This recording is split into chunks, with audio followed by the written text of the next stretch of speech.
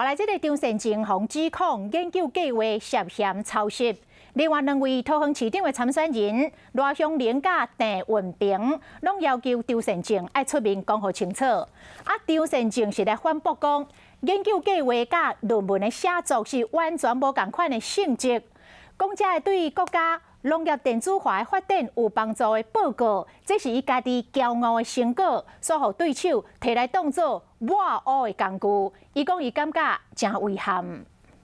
我根本就没有诚信的问题，也没有什么退选不退选的问题。真情再三强调讲，政治人物的诚信上要紧。要不农委会研究计划被指控是抄的，伊认为讲这是选举抹黑，跟论文写作的这个性质是完全不一样啊！这些对国家农业电子化的发展有助益的事情，却被抹黑成为抄袭不抄袭的问题，我觉得非常遗憾。针对当年的成果真骄傲，希望讲选举会使较正面哩。不过民进党参选人郑运平希望讲伊讲得清楚，用这款的手法得利，真正是不可取。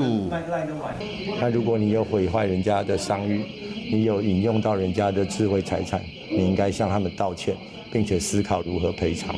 第二个，张善政先生还没有登记，那我不会要求他为这个退选。另外一方面，民众党的参选人罗香玲嘛讲，诚信袂使有2种标准。我相信诚信更不能双标，所以这个部分一定要尽速请你做说明，不然对我们桃园的市民来讲，选举过程一再被这样的事件搞得大家对选举失去热情，对政治人物失去信任。另外，更加呼吁农委会出面说明，毕竟这5700几万拢是人民的血汗钱，从市长参选人一再牵涉到抄袭，嘛，让这个选举拢失去焦点。我是李文，想要关注体育的朋友们，记得收看52动起来，然后还要订阅我们的 YouTube 频道，赶快按赞、订阅、开启小铃铛。